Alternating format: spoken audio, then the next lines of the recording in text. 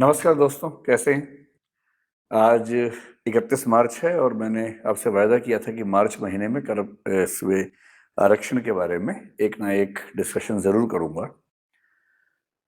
इस बीच में मुझे ऐसा लगा कि सुप्रीम कोर्ट के कुछ फैसले पहले मैं देख लूं, जैसे मराठा आरक्षण पे बात चल रही है अभी सुप्रीम कोर्ट में। फिर हरियाणा में आपने देखा कि हाल ही में 75% आरक्षण प्राइवेट सेक्टर में करने का एक फैसला हुआ है। मेरा अपना अनुमान था कि बहुत जल्दी उसमें भी सुप्रीम कोर्ट पर केस जाएगा और वहां भी बहुत आसान नहीं होगा उसे जस्टिफाई करना। तो एक बार मैंने सोचा कि पहले इन सब फैसलों को आने दूं, उसके बाद बातचीत को आगे बढ़ाऊं। फिर ये लगा कि आपसे कई बार प्रॉमिस किया हुआ है और रिजर्वेशन को लेकर कब से बात चल रही है, शायद 6-8 महीने हो गए होंगे जब से हम लगातार कोशिश कर रहे हैं कि इस पर बात करें।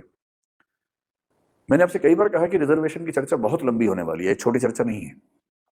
मुझे ध्यान है कि जब मुझे इसमें क्लास पे डिस्कशंस करनी होती थी कभी कभी, तो कभी कभी ऐसा भी हुआ कि इस पे करीब 12-15 घंटे खर्च हुए और तब जाके सारे एस्पेक्ट्स कवर हो पाए।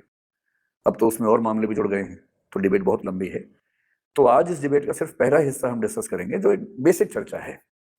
और बेसिक चर्चा का मतलब ये है कि आरक्षण क्या होता है, क्यों होता है, ठीक है, गलत है, उसकी फिलॉसफी क्या है, उसके पीछे क्या क्या कारण है। इस बात को हम बहुत जनरल तरीके से आज समझ लें।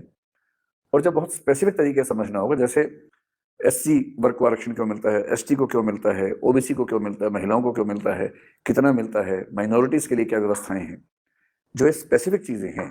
या प्रमोशंस में आरक्षण क्यों है, कितना है, उसका तर्क क्या है, प्राइवेट सेक्टर में आरक्षण देना संभव है या संभव नहीं है, इसके जो तर्क और इसके प्रतितर्क हैं, ये सारा हम बाद में समझ लेंगे।